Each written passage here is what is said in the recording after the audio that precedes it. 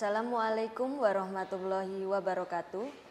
Berjumpa lagi di acara Kolbun Salim Nasional TV bersama saya Sofianti.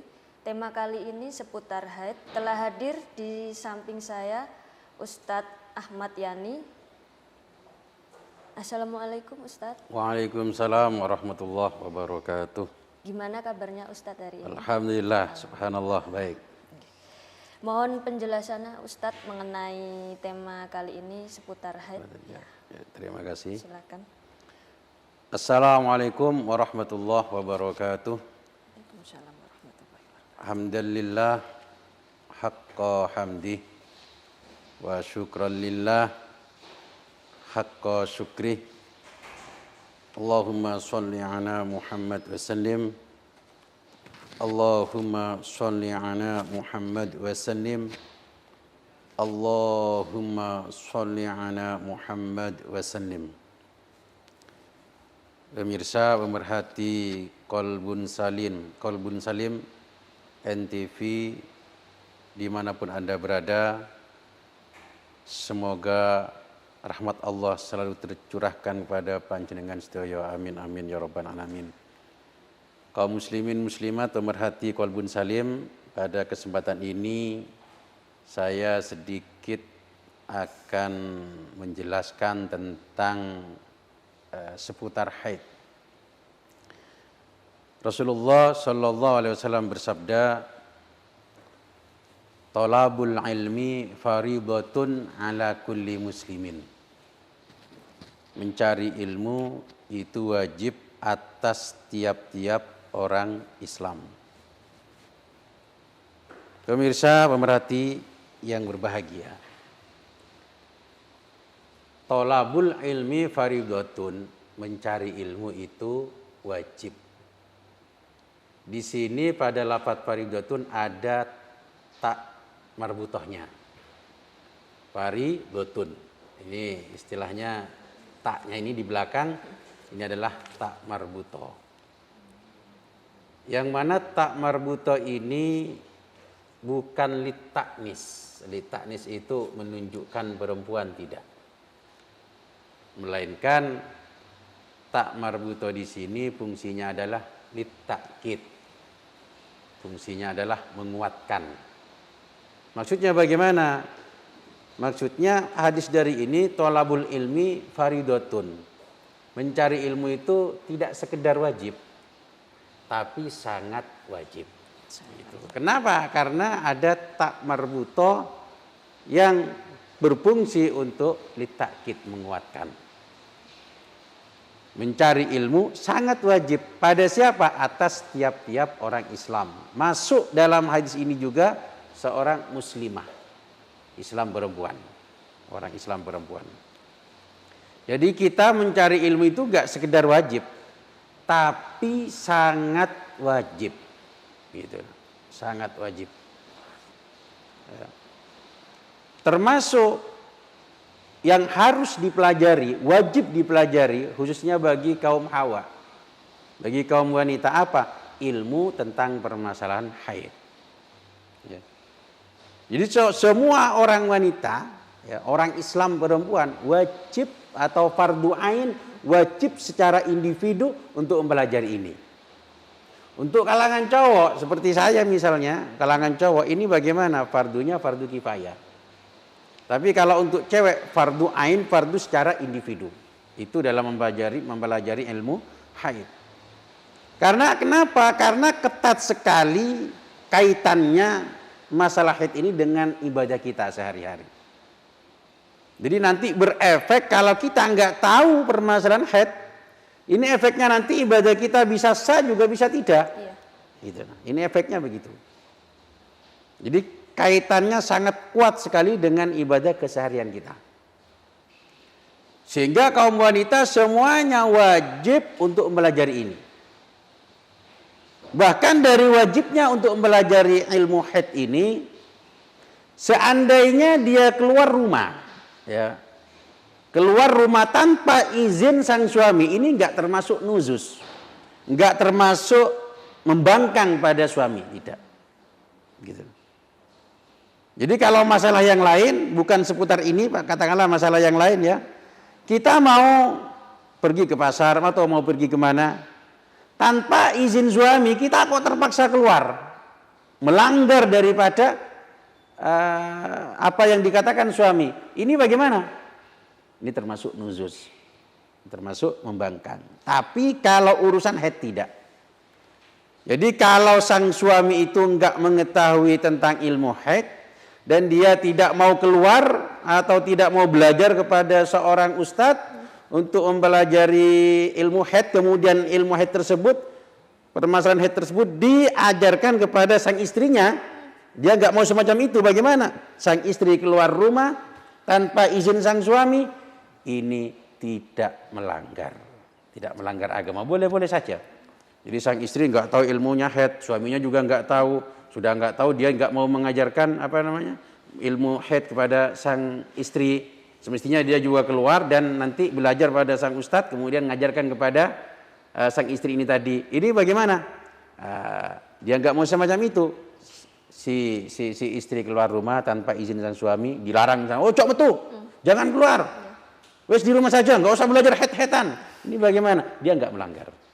Ya. Tidak melanggar agama, tidak. Gitu. Jadi silakan keluar bertanya kepada ulama, kepada kiai, kepada asatid di sekitarnya untuk mempelajari ilmu haid tersebut. Gitu loh. Jadi sangat luar biasa pentingnya ilmu haid ini sampai segitu. Sampai ketika dia keluar nggak terjadi pelanggaran. Kecuali nanti terjadi pelanggaran bagaimana? Sang suami bisa ngajarin. Gitu loh.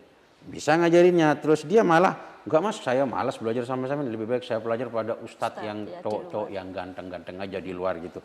Lah ini bagaimana? Ya. Itu enggak boleh melanggar dia, karena suami kan sudah siap mengajarkan. Itu loh. Melanggar dia keluar dari rumah, melanggar tanpa ada izin suaminya itu tadi.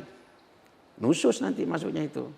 Atau suami begini, suaminya enggak tahu masalah ilmu haid, tapi sang suami sanggup keluar rumah mendatangi ustadz. Atau nyetel NTV di acara Kolbun Salim, ya, mendengarkan tentang permasalahan haid, kemudian diajarkan kepada sang istri. Akhirnya sang istri masih bersikeras untuk keluar rumah. Dalam rangka apa? Belajar haid. Ini bagaimana? Padahal suami melarang, nggak usah wis dek, nggak usah keluar rumah. Saya sudah tahu ilmunya haid. Dari mana sampean tahu? Saya kan nyetil Kolbun Salim di NTV Banyuwangi, luar biasa. Nah, ini bagaimana? Kok keluar tanpa izin sang suami? Berdosa dia. Gitu loh. Karena suami sudah siap mengajarkan. Gitu loh. Jadi intinya bagaimana? Untuk kaum muslimat ya, itu fardu ain, wajib secara individu untuk mempelajari ilmu haid ini. Kemudian haid itu sendiri apa sih? Haid itu dari kata hadha yahidu haidon. Ya. Yang artinya apa? As-sayalan, ya, as-sayalanu artinya mengalir. Ini secara bahasa, ya. Kemudian secara syara, haid ini adalah damu jibillatin yakhruju min aqsa rahimil mar'ah ala sabilis sihhah min ghairi sababin fi awqatin ma'lumatin. Darah alami yang keluar dari ujung rahim seorang perempuan dalam kondisi sehat, ya, tanpa ada sebab-sebab yang lain dan pada waktu-waktu yang telah ditentukan. Itu adalah definisi daripada haid. Gitu. Kemudian haid ini hanya dialami seorang wanita. Gitu. Kaumnya Mbak Sofiatin, ya. Agamanya Sofiatin dan ya kaum Hawa lah yang mengalami haid. Cowok enggak mengalami haid. Kalau cowok itu keluar darah, ya, itu berarti ada kena penyakit, ya. Itu kena penyakit harus diterapi, harus diobati. Gitu. Jadi khusus untuk kaum Hawa. Kemudian kalau ada pemirsa pemerhati di rumah, dimanapun Anda berada, kok terbesit dalam hatinya. Kenapa sih Tat? Yang haid kok perempuan saja, kenapa cowok enggak haid juga? Gitu loh. Itu jawabannya karena secara sejarahnya dulu yang metik buah terlarang itu adalah ibu Hawa. Gitu. Bukan Nabi Adam, bukan. Jadi ibu Hawa yang metik. Yang metik. Seandainya yang metik buah terlarang itu adalah Adam. Nabi Adam, niscaya Bang Yani ini nanti yang head. Gitu loh. Saya yang head nanti. Dan kaum laki lain yang head. Tapi untungnya waktu itu yang metik adalah Kaum Hawa. kaum Hawa. Ya untungnya bagi saya sih, bagi saya untungnya. Gitu. Untungnya. Jadi yang metik. Kenapa kaitannya dengan metik?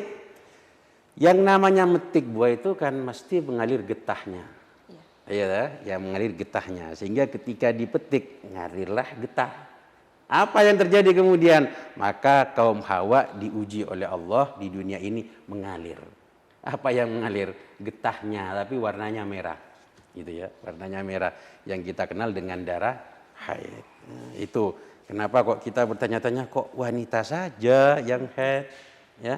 Kenapa kok enggak seorang laki-laki juga kok enggak haid begitu. Kemudian sebelum saya membicarakan lebih lanjut tentang haid, ada hal-hal yang perlu diperhatikan dalam haid ini.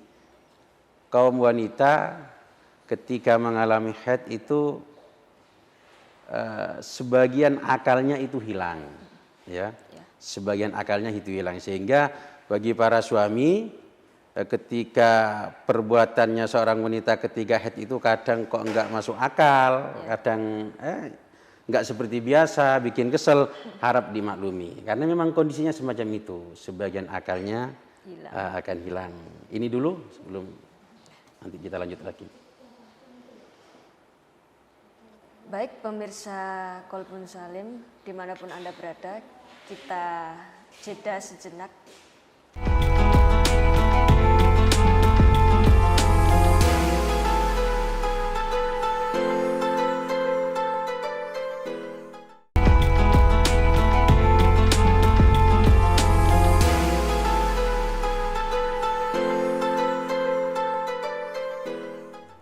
Baik pemirsa Kolbun Salim, kita lanjut dengan tema kali ini seputar haid, tetap bersama Ustadz Ahmad Yani. Bagaimana Ustadz kelanjutan seputar haid? Terima kasih, saya lanjutkan. Tadi sudah saya jelaskan bahwasanya seorang perempuan ketika mengalami haid itu sebagian akalnya hilang, sehingga kadang perbuatannya itu kadang tidak wajar. Nah, maka ketika terjadi semacam ini bagi para suami hendaknya memaklumi, ya. Tidak usah diambil hatilah, wajar seorang istri kalau kondisi haid semacam itu. Jadi wajar-wajar saja. Jadi enggak usah dimasukkan hati sehingga nanti akan menimbulkan percekcokan di dalam rumah tangga tersebut. Kemudian berkaitan dengan darah haid, ya. Bahwasanya seorang wanita itu mengeluarkan ada 3 darah. Ya. 1 darah haid, kedua darah nifas, dan ketiga adalah darah istihadah. Ini darah yang keluar dari kemaluan seorang wanita. Sehingga darah tersebut kalau tidak haid ya nifas. Kalau enggak nifas ya istihadah. Tidak ada yang keempat. La rabi'ah, tidak ada yang darah yang nomor 4 enggak ada. Ya 3 itu tadi. Haid, nifas, dan istihadah. Nah, untuk pada kesempatan ini saya akan sedikit menjelaskan tentang masalah haid itu tadi. Bahwa definisi daripada haid tadi sudah saya sebutkan bahwa darah yang keluar, ya, darah yang keluar secara alami dari ujung rahimnya seorang perempuan dalam kondisi sehat, gitu. Tanpa ada sebab-sebab yang lain. Kalau ada sebab-sebab yang lain seperti sebab melahirkan, ini bukan darah ya Allah, bukan darah haid, tapi nifas. Atau karena ada sebab penyakit nanti misalnya, ini masuk kategori istihadah. Ini enggak alami, kondisi sehat, ya. Pada kondisi sehat tidak ada penyakit, tidak ada unsur-unsur yang lain, ini darah haid. Fi auqatin maklumah, pada waktu-waktu yang telah ditentukan. Jadi ada penentuannya haid itu tadi. Tidak semua darah yang keluar dari seorang perempuan diklaim hanya haid semuanya, tidak. Jadi pada waktu-waktu yang ditentukan. Kemudian dalil daripada haid itu sendiri, referensinya ini dalam Al-Qur'an ya. Al-Baqarah ayat 222. Wa yas'alunaka 'anil mahid. Mereka akan bertanya kepadamu Muhammad, maksudnya ini Nabi Muhammad. Wa yas'alunaka 'anil mahid. Mereka akan bertanya kepadamu Muhammad tentang masalah haid. Artinya sahabat itu akan bertanya nanti pada Rasulullah tentang masalah haid. Itu. Qul huwa adza, katakan wahai Muhammad, ya, katakan bahwa haid itu adalah adza, kotoran. Ya. Fa'tazilun nisaa fil mahid. Jauhilah wanita-wanita ketika kondisi haid. Suruh menjauhi perintahnya. Lah ini kita enggak boleh secara tekstual memahaminya. Fa'tazilun nisa, jauhilah wanita-wanita itu ketika haid. Artinya jauhi ini jangan melakukan hubungan suami istri. Gitu loh. Itu maksudnya itu, bukan yang lain. Artinya kita tetap tinggal satu rumah nggak apa-apa, ya. Tidur bersama nggak masalah, ya. Kemudian makan bersama nggak masalah. Ini nggak ada masalah, ya. Tidak masalah para pemerhati, pemirsa Kolbun Salim dimanapun Anda berada. Jadi yang bermasalah, yang dilarang itu adalah ketika sang wanita, ketika kita melakukan hubungan suami istri itu nggak boleh. Tapi kalau yang lain-lain, hidup satu rumah, ya, tidur bareng, nggak ada masalah.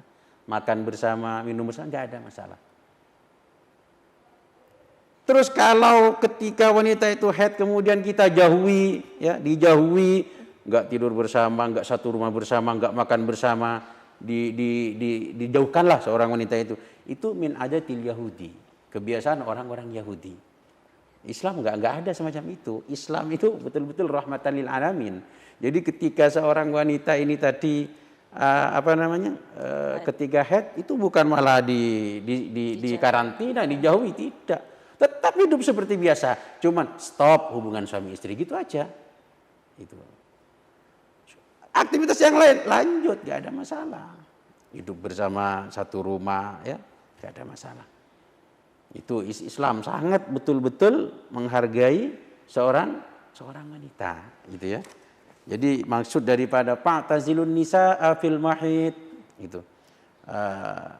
jauhi wanita-wanita ketika haid, maksudnya semacam itu. Artinya kita enggak boleh melakukan hubungan suami istri.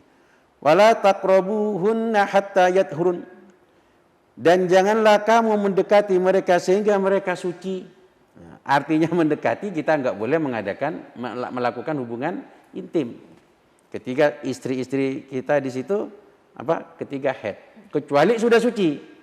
Kalau sudah suci bagaimana? Boleh kita melakukan hubungan seperti biasa, hubungan suami istri boleh, dengan istri kita loh maksudnya, ya, itu boleh gitu ya. Tapi setelah mandi, setelah mereka suci, artinya setelah mereka suci bagaimana? Setelah mandi.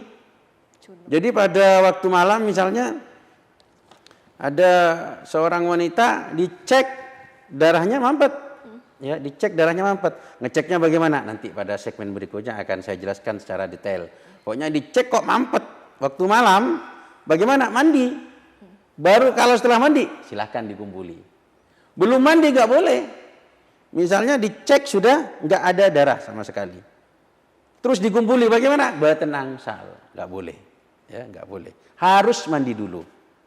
Nah, harus mandi dulu. Kalau mandi dulu, mandi besar maksudnya, baru bisa, gitu ya.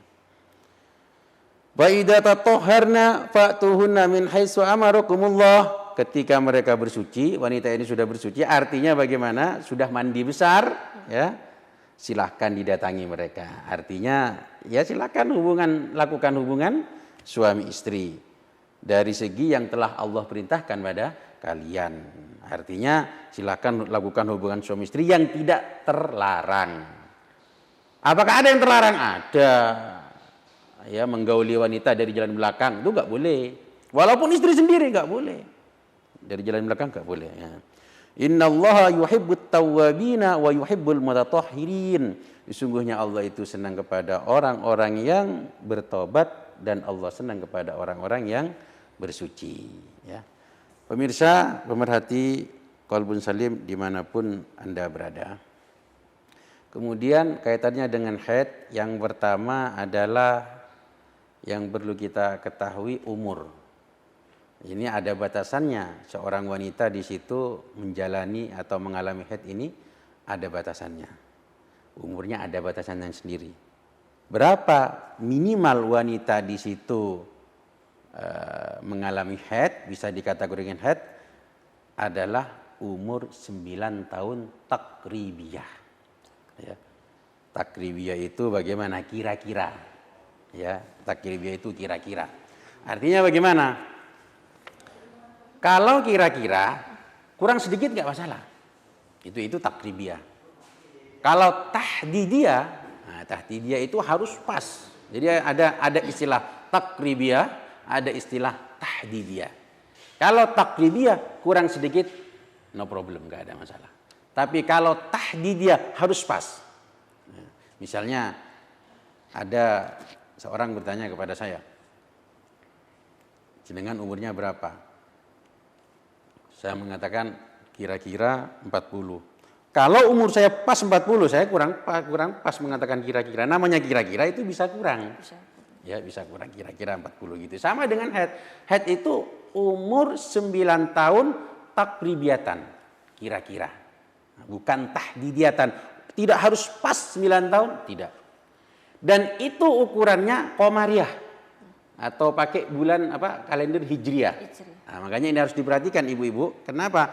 Karena umur 9 tahun hijriah dengan tahun masehi ini ada perbedaan. Selisih berapa hari begitu ya. Nah, ada perbedaannya. Makanya harus ketika anak perempuan itu lahir, ya, itu harus dicatat tanggalnya, terutama tanggal bulan hijriahnya, bulan qamariyahnya itu harus dicatat. Tidak hanya bulan umumnya Masehi saja, bulan masehinya saja, tidak. Justru bulan qamariyahnya ini, karena yang diperhitungkan itu bukan masehi tapi hijriah.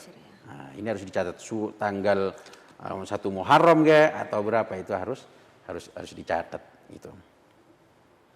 Kemudian saya katakan tadi takribiyah artinya kira-kira, artinya kurang sedikit nggak masalah.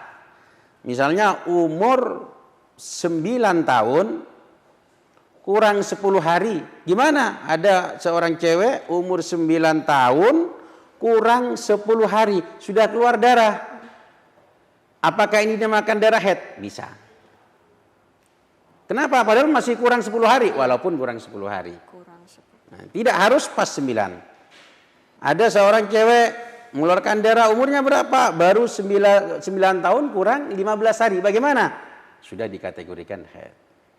Tapi kalau ada seorang cewek, ya, ada cewek umur 9 tahun kurang 20 hari sudah mengeluarkan darah. Apakah ini dinamakan darah haid? No, tidak. Tidak bisa dikatakan darah haid. Kenapa? Karena ini kurangnya 20 hari. Apa bedanya?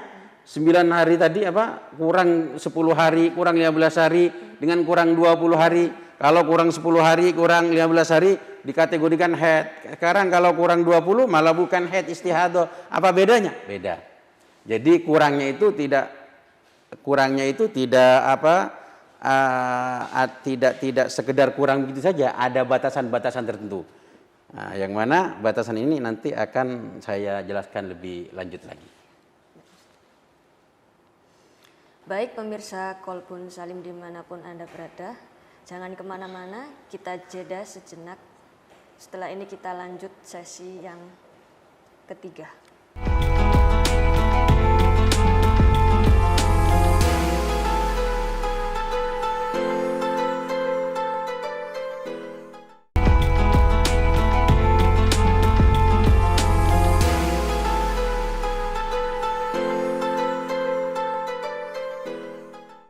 Baik Baik pemirsa Kolbun Salim dimanapun berada, kita lanjut tema kali ini mengenai seputar haid, masih bersama Ustadz Ahmad Yani.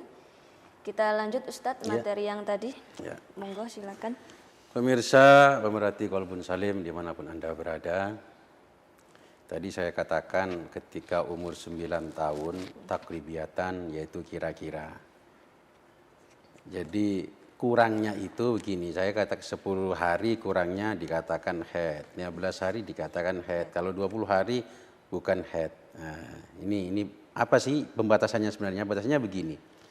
Jadi kurangnya itu tidak mencapai masa minimal haid dan masa minimal suci. Masa minimal haid itu 1 hari 1 malam. Masa minimal suci itu adalah 15 hari.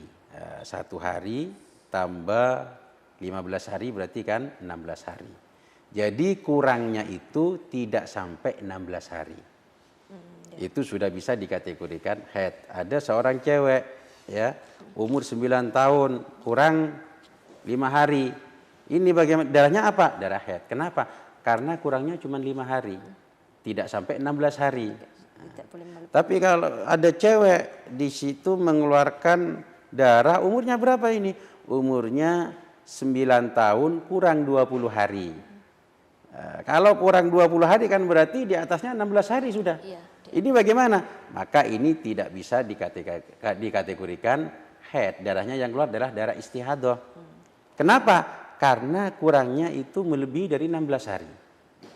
Kalau darah ini berlanjut misalnya kurang 20 hari tadi ya, berlanjut sampai umur seorang wanita ini 9 tahun kurang 16 hari. Tadi kan kurang 20 hari. Berlanjut sampai 4 hari lah katakanlah. Ketika sudah melewati kurang 16 hari, berarti darah berikutnya ini adalah darah haid. Sebelum dari 16 hari tadi, ini istihadah. Nah, gitu. Ini harus dijadikan catatan. Jadi boleh kurang, tapi kurangnya tidak sampai 16 hari. Kalau kurangnya sampai mencapai 16 hari atau melebihi, maka tidak bisa dikategorikan darah haid. Kemudian batasan lagi seorang wanita mengalami darah haid, ini waktunya minimal sehari semalam, ya 24 jam ini. Jadi misalnya ada seorang wanita keluar darah cuman 10 jam. Ini apakah darah haid? Tidak. Ini adalah darah istihadah. Kenapa? Karena baru 10 jam. Enggak mencapai 24 jam. Ya, jadi minimal 24 jam, maksimal 15 hari atau 360 jam. Itu maksimalnya. Ya.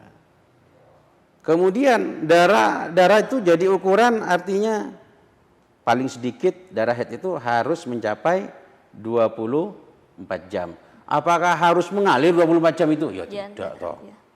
Kalau harus mengalir ini masa mengalir sampai 24 jam itu nanti bisa bahaya kondisi tubuhnya, nanti kehabisan darah nanti itu. Nah, artinya 24 jam itu ya bisa mengalir sebentar, kemudian tidak mengalir. Tapi tidak mengalirnya itu dicek, itu ada. Dicek pakai kapas, dimasukkan. Mohon maaf ini enggak jorok ini ya, karena memang harus dikatakan ini.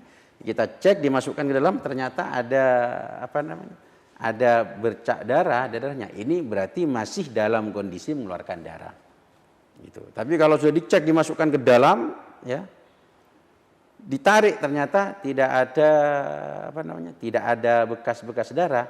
Nah, berarti ini sudah terputus darahnya. Nah, sehingga ketika wanita ini misalnya keluar darah, saya dicek masih ada, dicek ada, terus sampai mencapai 24 jam. Lah ini bagaimana? Berarti darah yang keluar ini darah haid. Karena sudah mencapai target, yaitu 24 jam. Gitu. Tapi kalau dicek 10 jam sudah dicek pakai kapas, dimasukin kapas, keluar dengan bersih kapasnya. Ya. Ini bagaimana? Berarti di situ sudah mampet darahnya. Kalau mampet berarti darah ini bukan darah haid. Lah konsekuensinya bagaimana? Kalau hanya keluar darah cuma 10 jam, Berarti dia kan nggak sholat, melewati waktu duhur misalnya, dia kan nggak sholat. Ini bagaimana? Sholat harus dikodok. Ini kaitannya dengan ibadah, sholatnya harus dikodok. Kenapa kok harus dikodok? Karena dia nggak haid. Oh iya. Ya, karena Bukan nggak darah haid. Bukan darah haid kan. Bukan. Maka sholatnya harus dikodok. Kemudian kalau darahnya mencapai 24 jam, dia kan sudah nggak sholat, 5 waktu sudah nggak sholat misalnya. Ini bagaimana? Sholat nggak perlu dikodok sudah. Jadi wanita kalau dia memang haid itu nggak wajib sholat. Iya. Wanita nggak wajib sholat. Ini apa? Ini sebuah apa namanya? Ya Allah, sebuah kekhususan, sebuah rahmat dari Allah ya. Ketika haid wanita nggak perlu mengkodok sholatnya. Boleh meninggalkan sholat, memang tidak boleh sholat. Iya. Kalau puasa bagaimana? Ketika dia haid dalam kondisi puasa kan nggak boleh puasa. Iya. Bagaimana kalau puasa? Puasa harus dikodok. Puasanya harus dikodok. Apa bedanya puasa dengan sholat? Kalau puasa itu kan ibadah tahunan. Seandainya mengkodok puasanya dia nggak berat. Tapi kalau sholat ini kan ibadah harian. Setiap bulan dia harus keluar darah haid. Maka setiap bulan dia harus mengkodok sholatnya. Paling tidak 7 hari kan berat bagi wanita. Nah, ini makanya nggak wajib untuk tidak mengkodok. Boleh untuk meninggalkan sholat gitu. Nah, bahkan nggak boleh sholat kalau dia kondisi haid. Jadi begitu. Jadi paling sedikitnya itu adalah 24 jam. Maksimalnya adalah 15 hari. Gitu. Kemudian kalau ada seorang wanita mengeluarkan darah sampai 20 hari. Keluar darah sampai 20 hari. Terus dikatakan, oh kalau begitu 15 hari itu adalah darah haid. 5 hari istihadah. Ini bagaimana? Benar nggak ungkapan semacam itu? Mutlak salah. Mutlak salah. Sering menjumpai semacam itu kan? Iya. Ya sering menjumpai gitu. Saya sering kok ketika saya ngasih bimbingan kepada muslimat, saya pancing pertanyaan semacam itu. Kalau haidnya 20 hari, keluar darah 20 hari, haidnya berapa hari itu? Oh 15 hari, yang 5 hari istiadah. Tidak seperti itu. Ini ada pembahasan tersendiri. Artinya bagaimana yang benar jawabannya? Kalau ada seorang wanita mengeluarkan darah melebihi masa maksimal, arti katakanlah 20 hari, berarti wanita tersebut haidnya bercampur dengan istihadah. Oh, berarti masih tetap haid tapi masih ada istiadat bercampur. Bercampur dengan istihadah. Nanti ada cara metodenya untuk mengetahui mana haidnya, mana istihadahnya. Enggak bisa diklaim langsung 15 hari haid, 5 hari istihadah. Itu enggak bisa diklaim semacam itu. Terus bagaimana cara untuk mengetahui haidnya? Nah, ini saya cuplik sebentar saja, Sebenarnya keterangannya ini panjang, saya cuplik sebentar saja. Yang pertama, metode yang pertama untuk mengetahui haidnya dilihat dari jenis darah, dari sifatnya darah. Darah haid itu kan ada bermacam-macam. Itu ada hitam, merah, coklat, kuning dan keruh. Ya, hitam, merah, coklat, kuning dan keruh. Ini macam-macam darah seorang wanita. Kalau seumpamanya seorang wanita mengeluarkan darah 20 hari. 5 hari yang awal darahnya hitam. Habis itu merah. Sampai hari ke-20 hari. Berarti ini haidnya cuma 5 hari. Oh, yang diambil yang hitam, ya darah yang kuat. Ini yang kuat, ini darah yang hitam. Jadi ketika darahnya itu hitam dengan merah, maka yang kuat itu adalah darah yang hitam. Merah lemah kalau bandingannya dengan hitam. Berarti yang lemah mulai hari ke-6 sampai 20 hari itu adalah darah istihadah. Yang hitam 5 hari pertama itu adalah darah haid. Yang 5 hari tadi. Sehingga konsepsinya bagaimana? Mulai setelahnya hari yang kelima, sholat harus dikodok. Yang 5 hari tidak, karena dia haid. Gitu kan? Yang 5 hari tidak, karena dia haid. Gitu. Jadi konsekuensinya semacam itu. Ya sekarang kalau darahnya itu nggak berwarna-warni, merah saja. Ya, merah. Nah kalau merah saja, maka kita harus disamakan dengan kebiasaan sebelumnya. Sebelumnya berapa sih haidnya sebelum mengalami kayak gini? Biasanya saya 7 hari sebelumnya. Oh berarti haidnya 7 hari. Begitu. Berarti tinggal mengklaim 7 hari.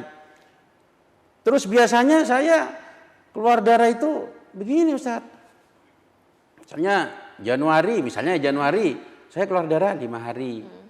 Kemudian Februari saya keluar darah 6 hari.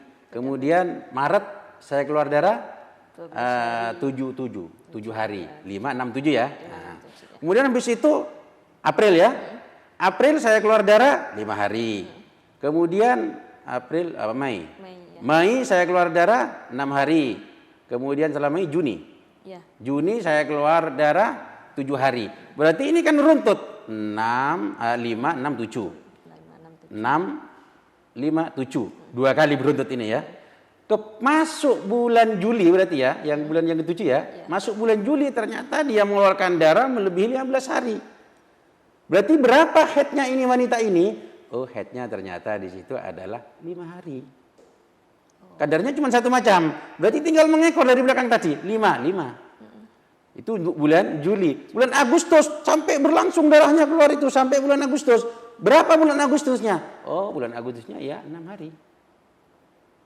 Bulan Septembernya berapa? Septembernya ya 7 hari. Kalau berlangsung terus darahnya, terus kembali lagi 5, 6, 7, 5, 6, 7, semacam itu. Jadi nggak bisa diklaim kalau seorang wanita mengeluarkan darah di situ berapa? 20 hari, kemudian yang 15 hari itu adalah darah haid, yang 5 hari itu adalah darah istihadah, ini mutlak salah, nggak bisa dibenarkan.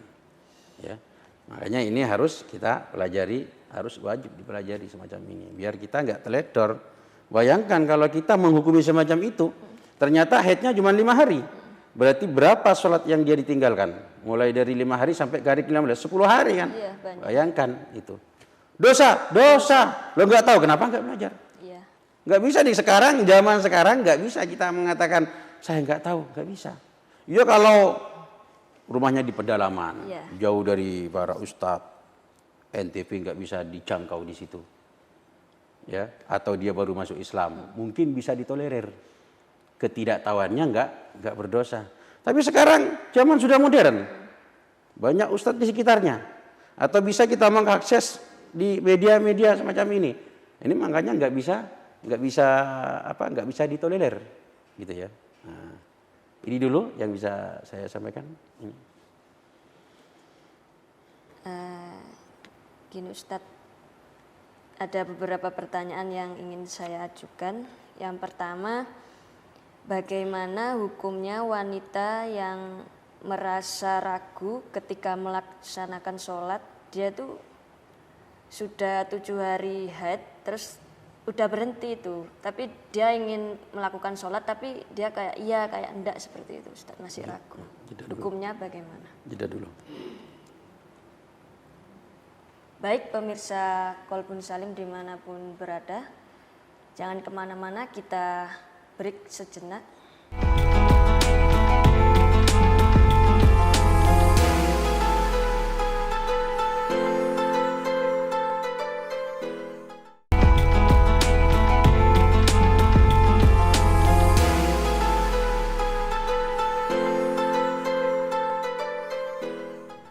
Baik pemirsa Kolbun Salim dimanapun berada, kita berjumpa lagi tetap dengan tema seputar haid. Gini Ustadz, bagaimana kelanjutan pertanyaan yang tadi mengenai bagaimana hukumnya wanita yang merasa ragu ketika melaksanakan sholat setelah 7 hari haid, dia merasa ragu untuk melakukan sholat, bagaimana hukumnya? Ketika seorang wanita merasa ragu ketika 7 hari itu ya, artinya ini sudah mampat atau belum? Sudah. Terus masih ragu-ragu, nggak perlu ragu sebenarnya. Kan begini, tadi belum saya sebutkan pada umumnya wanita mengeluarkan haid ya. Jadi paling sedikit kan 24 jam, maksimalnya adalah 15 hari atau 360 jam. Kemudian pada umumnya wanita di situ mengalami haid itu 6 atau 7 hari, pada umumnya semacam itu. Berarti kemudian seorang wanita minimal dia mengalami suci setiap bulannya minimal adalah 15 hari. Itu minimal, masa sucinya itu 15 hari minimal itu. Jadi kalau maksimalnya haid itu adalah 15 hari, minimalnya masa suci itu adalah 15 hari. Terus maksimalnya masa suci berapa? Nggak ada batasannya. Kenapa? Karena seorang wanita itu bisa saja tidak haid seumur hidup, bisa saja. Gitu. Kemudian ketika dia ragu, ketika 7 hari, nggak perlu ragu. Karena apa? Ketika darah sudah mulai sedikit yang keluar, ya, dicek, dia memang dilihat dari celananya nggak ada darah. Dicek, saya katakan tadi ngeceknya bagaimana? Ngeceknya pakai kapas, ya, kapas yang putih dimasukkan ke bagian dalam kemaluan seorang wanita. Ketika di situ tidak ada bekas-bekas darah, berarti itu sudah putus darahnya, terhenti darahnya. Maka yang harus dia lakukan mandi, ya, mandi dan melakukan sholat. Jadi nggak perlu ragu kalau memang kapasnya itu keluar dengan bersih bersinar. Itu kapasnya bersih bersinar, nggak ada jenis-jenis darah di situ, berarti dia sudah suci. Kalau sudah suci, mandi besar, kemudian lakukan sholat. Jadi nggak perlu ragu, gitu ya. Kecuali ketika dia masukkan kapas, ternyata masih ada warna coklat. Ya, itu. Ya, kalau ada warna coklat bagaimana? Ini masih darah. Oh, coklat itu. Itu masih darah.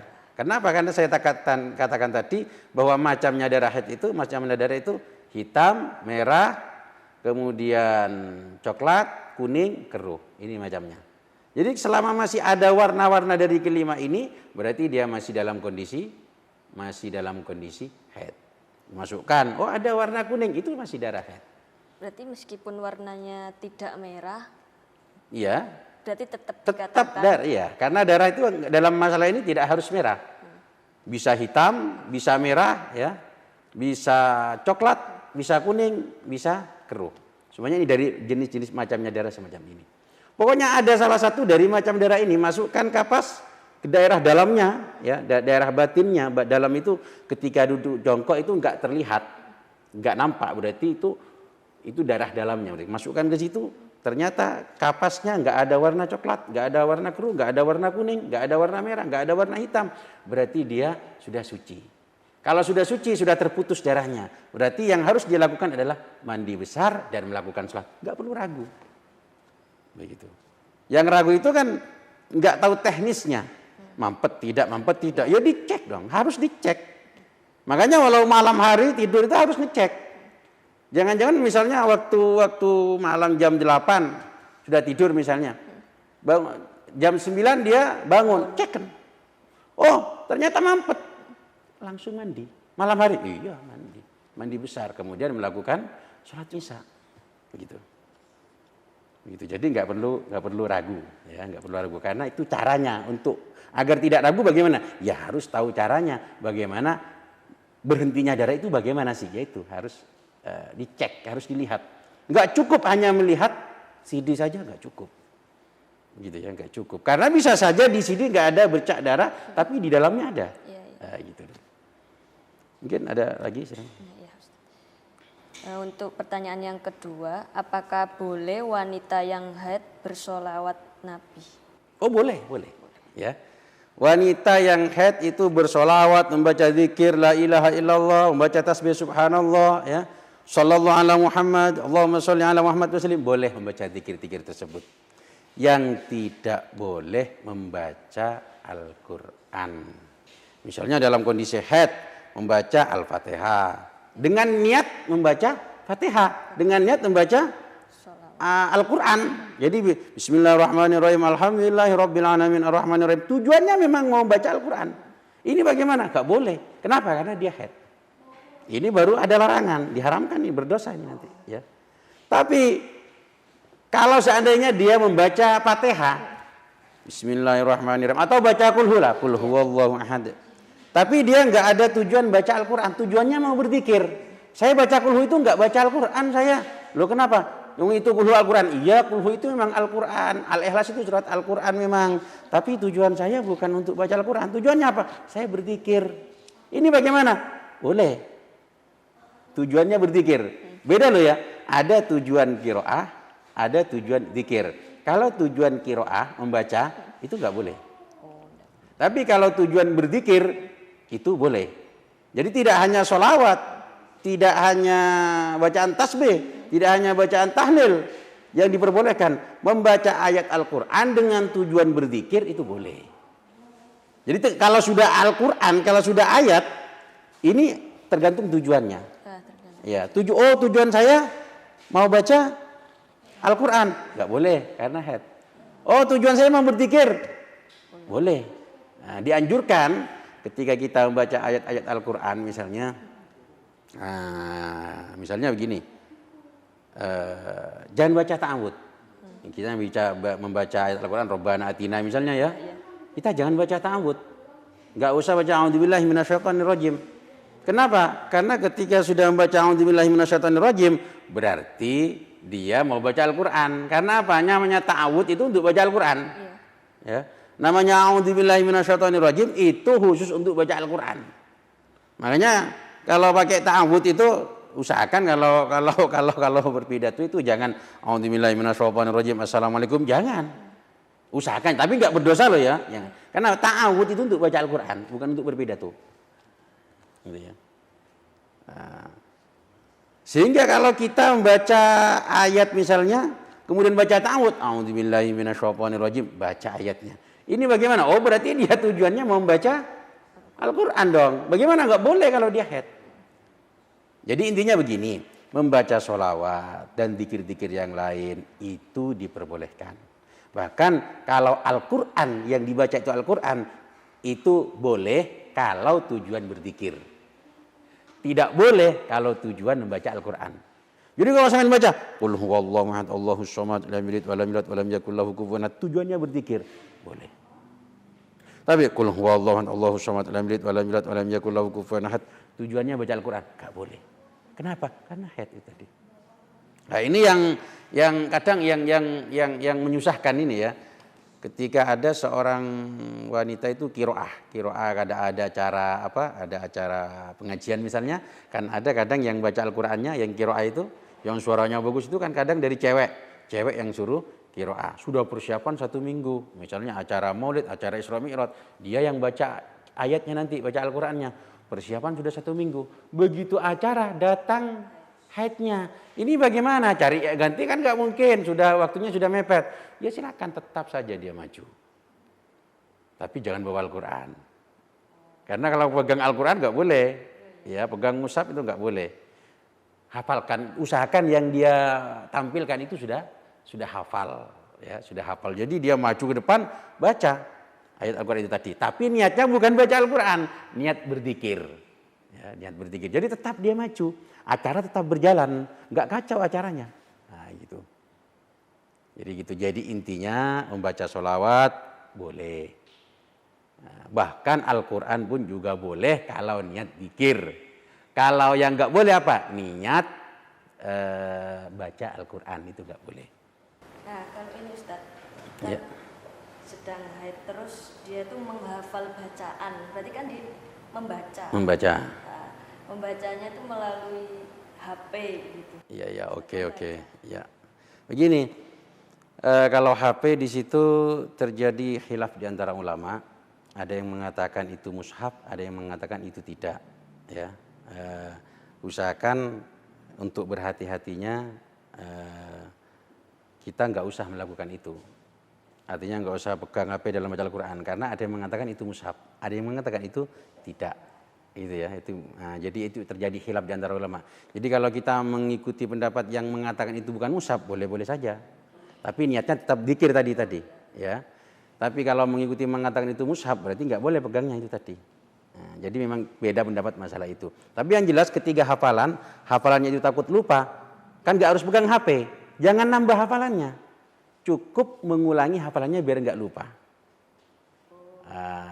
Dilalar dari awal, dibaca dari awal. Tapi jangan bertujuan baca Al-Quran.